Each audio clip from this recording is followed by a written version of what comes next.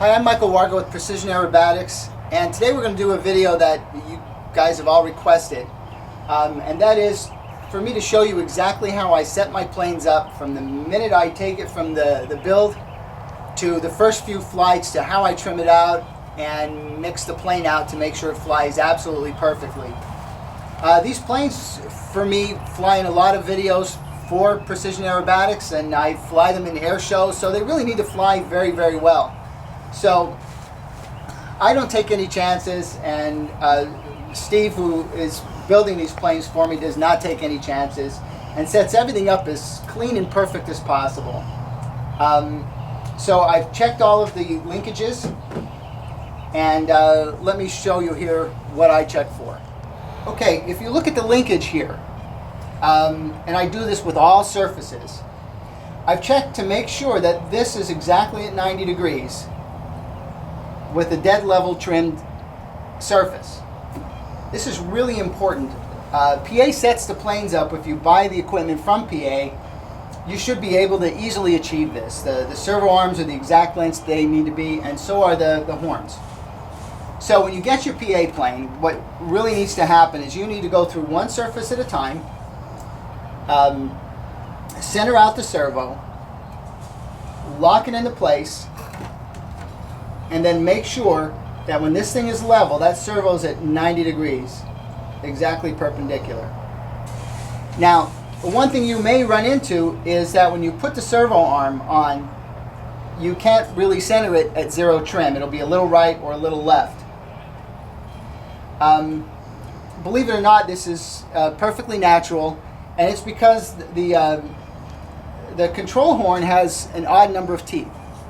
So this control horn will be, or the servo arm will be dead level on one side, and it will be just a little off on the other.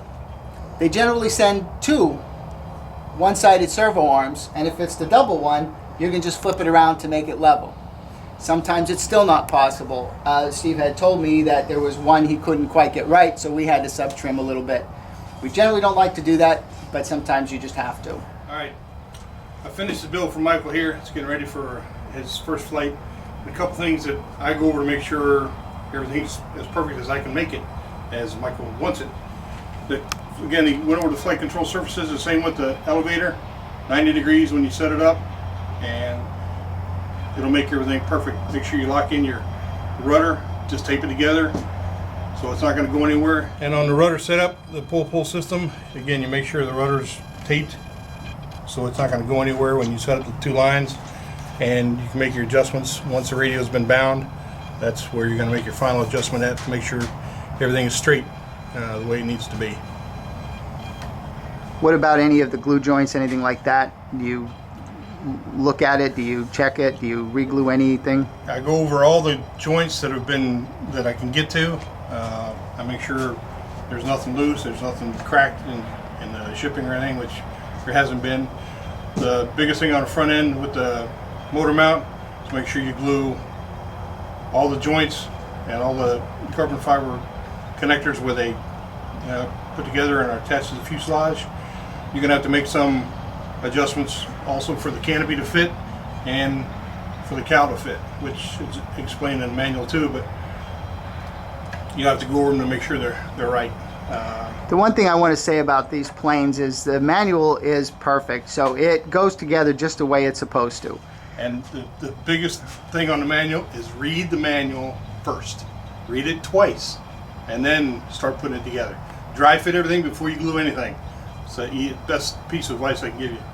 All right, we're looking down inside the XR-61. Steve has just finished building it. Everything is nice and tidy in there, and our batteries are plugged in and the radio is bound, and we're ready to get started setting it up. In order to avoid making this video last 60 minutes, I'm going to do a very quick version of this. I'm going to set up one flight surface for you, and then you can do exactly the same thing for every other one. In this case, I'm going to set up the elevator. The first thing that I do is I sub-trim the elevator. Not a difficult procedure. We've already got the direction correct. I do all of my stuff on high rates to make sure I have 100% of the travel available.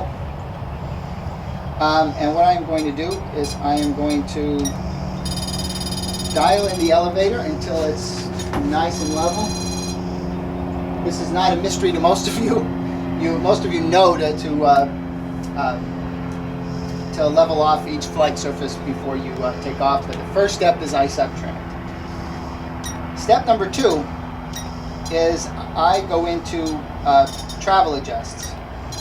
It's a very important step. I generally use a meter. And this meter will tell me when it's 45 degrees, 50 degrees, and I match both sides. This is really important. So what I'm going to do is I'm going to deflect it fully. I am going to deflect the surface to get absolutely maximum out of it, which is right about there. I max it out and then back off a click to make sure we don't overdrive the servos. So all the way up, we maximize its throw and then level it off. What we're doing is we're setting its maximum mechanical travel. These are not rates. Rates happen later. So what I'm doing right now is I want to be able to establish how much this thing can go and establish the physical limits of the servo and the surface itself. Now I'm going to do the same thing with down elevator. I'm going to hold down elevator and I'm going to max it out. And then I'm going to back it off just enough to where I see it coming back. Now what you're going to see is both surfaces should be pretty close to even, but there's a lot of factors that could keep one side going a little more than the other. If you want maneuvers to be even as you're going through rolling Harriers or things like that, you want the travel to be the same on both sides. You want it to feel the same. You want everything to be axial and even. So what I'm going to do is I'm going to set the one that travels the least. I'm going to find out what that is, and I'm going to match the other one to it. So if I get 46 degrees on one side, I'm going to go to the other side and see what that registers. If it registers 45, I'm going to make them both 45. Even though I have a little more travel on one side, it's better. This is what I use to set up the deflection on my airplanes. This is a digital angle gauge. I think I bought it at Northern Tool or something, and then I glued it to a piece of ply with some rubber on the bottom to keep it from slipping. So basically we're just going to set it on here, deflect the servo, and it's going to tell me the angle. The first thing we do is zero it out. Here it has a zero function. I don't want to bore you with the details of that. You can use any kind of a pitch gauge you'd like, but that's how we set up the model. So it's sub-trimmed, and I've got the max travel set. All right, I've set up all the rest of the surfaces. The only one thing you should know is you need a little bit more. When you're setting up the ailerons, they're important that they're both the same, so you get a nice axial roll. In order to do that and avoid any differential, we want to make sure you've got maybe a ½ degree more on the low side because of the thrust's effect on the aileron. So we want at least maybe a ½ degree on the low side. And we're going to check the differential a little bit later, and we'll use the radio to mix out any additional differential if there is any.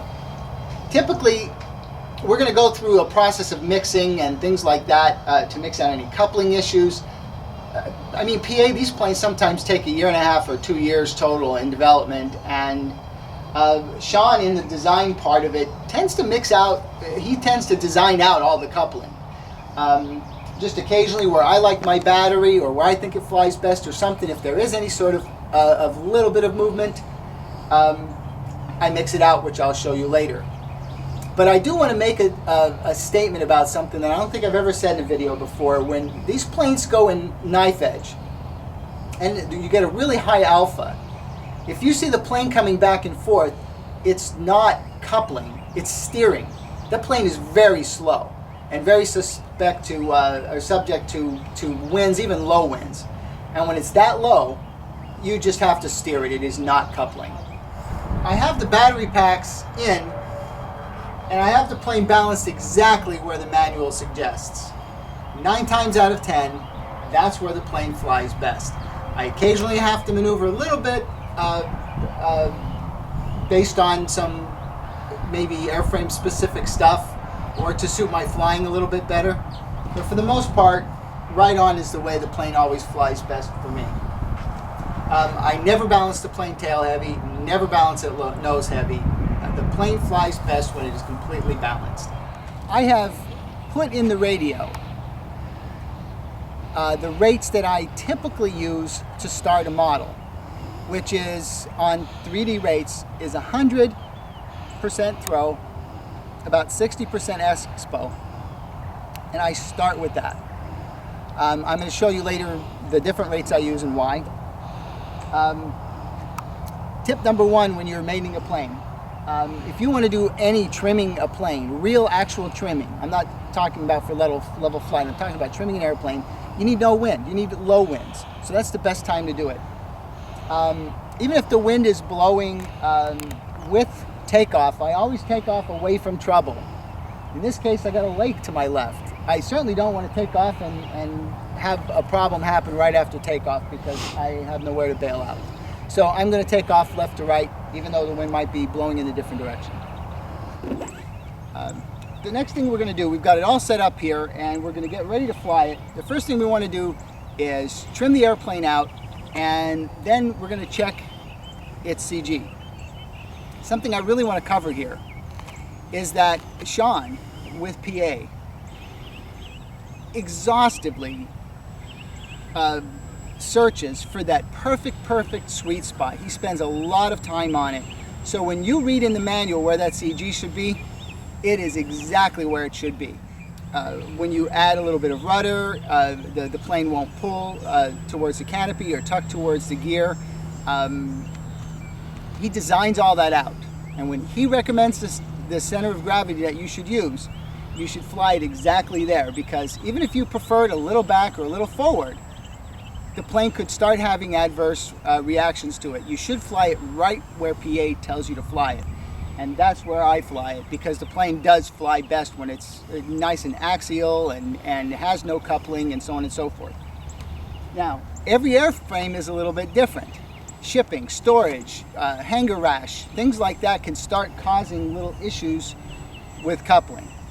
Little aileron warp, servos not centering, things like that can cause the plane to do some unwanted things. Generally with my brand new models, we don't need any of it. So first thing I'm going to do is check the CG. Okay, now I'm up in the air. I'm going to try and trim the plane out, and it seems like it's not requiring any trim at all. I'll do some real quick assessments of the plane. Seems to be flying pretty well. Check the rudder authority. I would say it's got some authority. And now we're going to check the CG. Before we do anything, we're going to make sure the CG is just the way we like it. I've got it right on the spot that PA recommends. And right at this rate, it's perfect. Okay, in order to test for the CG, I am going to put the plane up at a 45. I'm going to roll it inverted. As you can see, it's got a slight arc towards the ground. That is absolutely perfect. I am going to check the plane for coupling and knife edge. And what coupling means is when I turn the plane on its side, it may have the tendency to pull towards the canopy or pull towards the gear. And again, don't confuse it with steering, because steering happens with wind, and again when we get in a very high alpha knife edge configuration. So I'm going to go up and we're going to test it, and we're going to mix this out. Okay, now we're going to check for any coupling issues and see if it needs to be mixed in any way. Now we're going to go knife edge.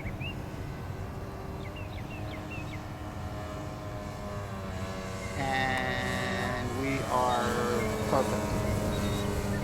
Okay, we're perfect on that side.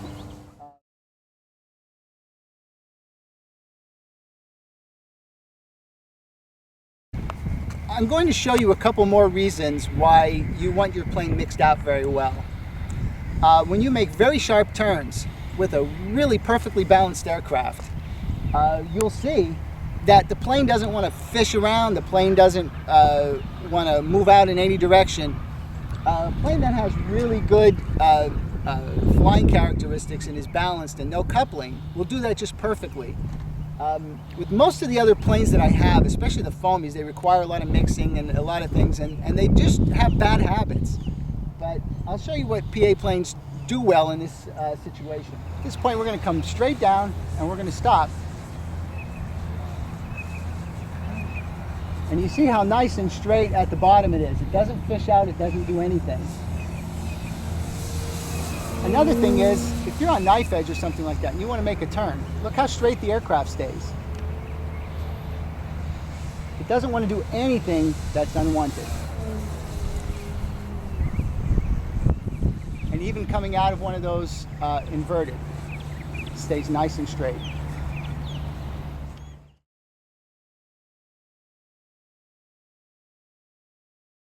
Okay, in order to show you how mixing functions and what we're trying to mix out, I'm going to show you on a plane that will inherently need a lot of it.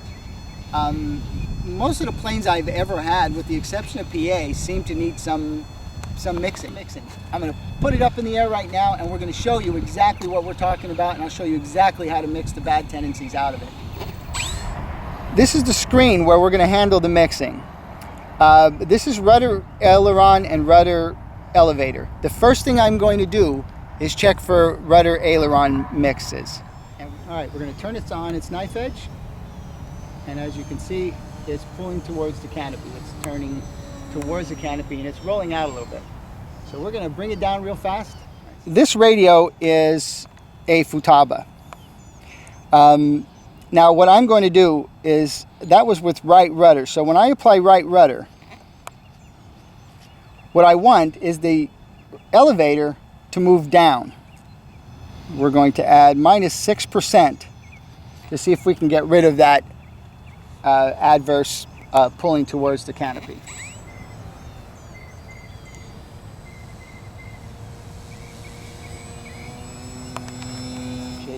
Right now we're at 6%, and I think we need about 0.5% more, and that's going to do it.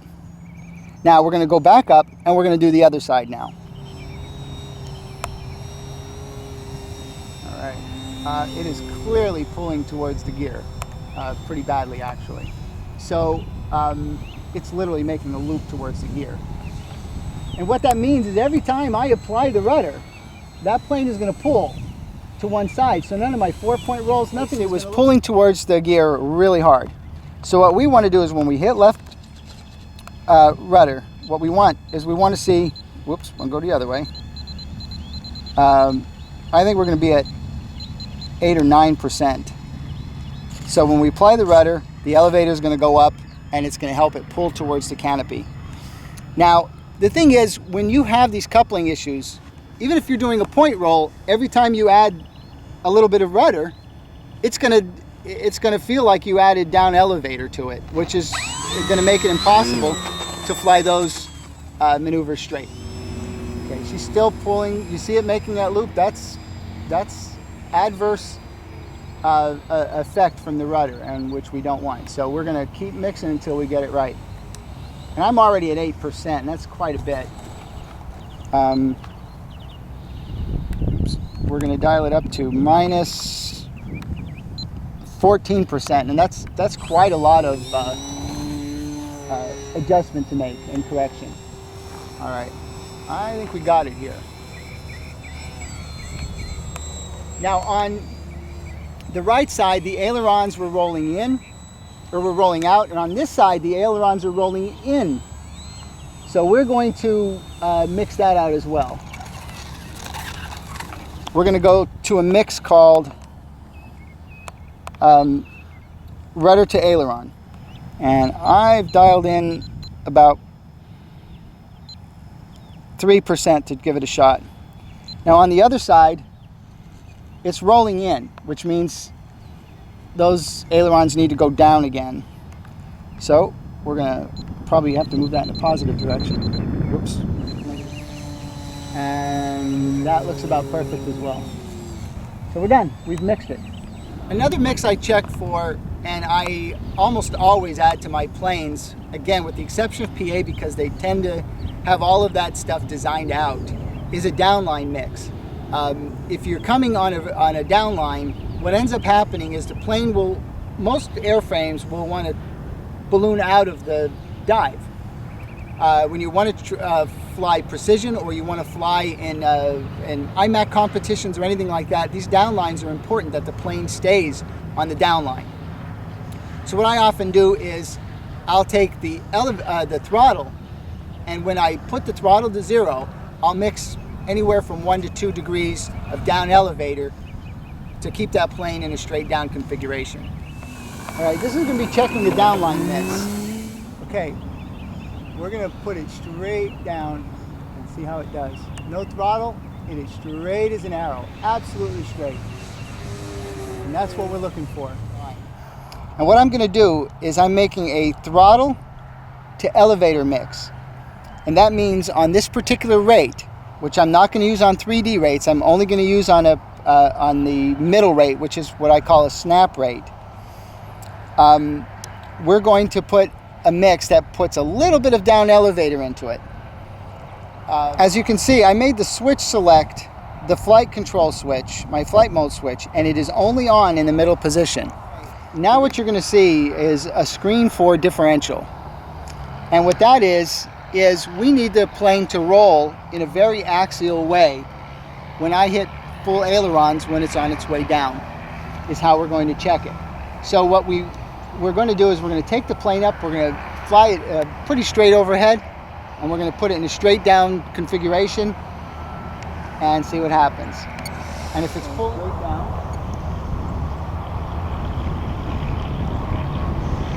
boy, she looks like she's just tracking as straight as can be. This plane is tracking absolutely as straight as it can. There is no need for any differential.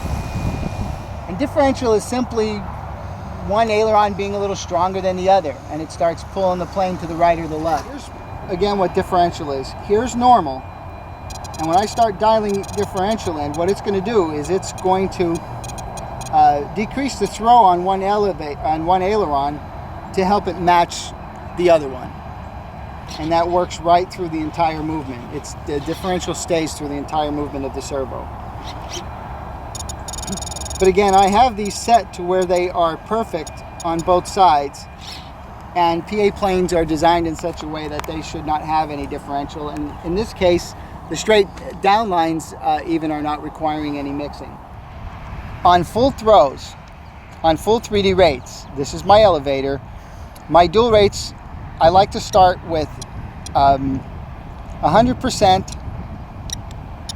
about 60% expo for the elevator. Then on mid rates, which I call snap rates, I'm going to use 24% elevator, and look at the elevator how much it's deflecting. It's not very much. The reason I have this rate is this is to fly precision, and how I determine what that rate is, I'm going to show you in a few minutes, is I really want the plane to be able to do about a 30-foot loop and no more. That's enough on this rate to be able to fly precisely. All right, now this is low rates. And low rates, I am going to set up with the same rate as our snap rates. About 10% expo, only that much throw. So full rates are 100% with about 60% expo. The rudder, when we set the throws, we set it to be as far as we can get it. And full rates, we're going to be at 100%. I'm going to take the expo down to about 60. Mid rates, this is pretty standard for me. I have 45%, and I'm going to have the expo down at about 15%. Low rates, we're going to have the rudder right at about 45%, and we're going to have the expo right down around 15%. My aileron rates are at 100% with about 60% expo. on 3D rates. My snap rate, I am going to have the Expo at 60% as well. Now, the reason all the other rates were low, and on the snap rate, my ailerons are fast, is because it's just that. It's a snap rate. I want that quick roll rate, but I want the elevator and rudder to behave very precisely. Now, on my low rates, I am dialing the ailerons down to about 65% with about 30% expo. And those are my starting points. And I'm going to go up and check them right now. First rate I'm going to check is for the precision part of my flying, which is going to be the snap rate. And basically, I only check it like this. I'm flying straight at half throttle, and I'm going to pull up in the elevator. That is a nice, very tight turn. It's a little too tight. You see how small a loop that's making? It's too small for my lowest rates. So we're going to bring it down. Do you see how tight a loop that made? That's all the elevator that was being deflected. So I'm going to take that down.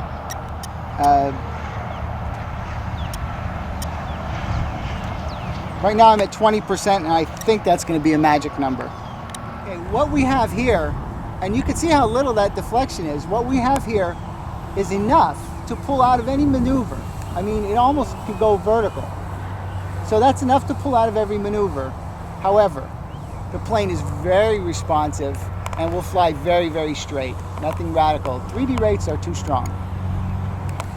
Now, the idea behind these precision rates for me is so I could fly very, very, very nice, smooth, straight lines.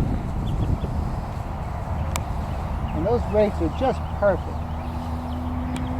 Now I'm going to do a snap roll.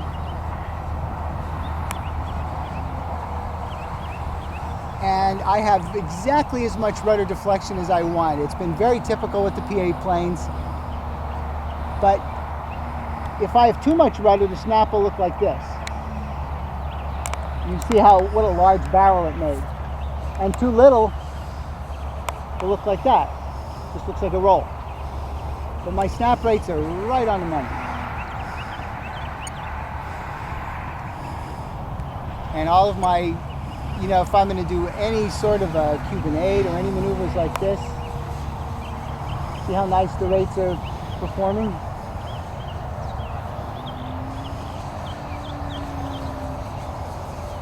The reason we want the ailerons fast in this rate is for fast aileron rolls.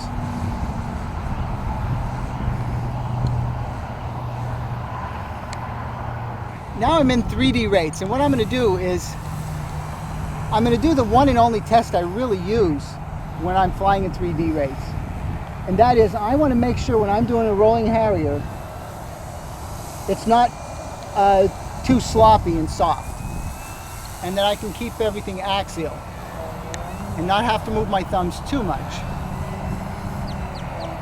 As you can see, it's staying really nice.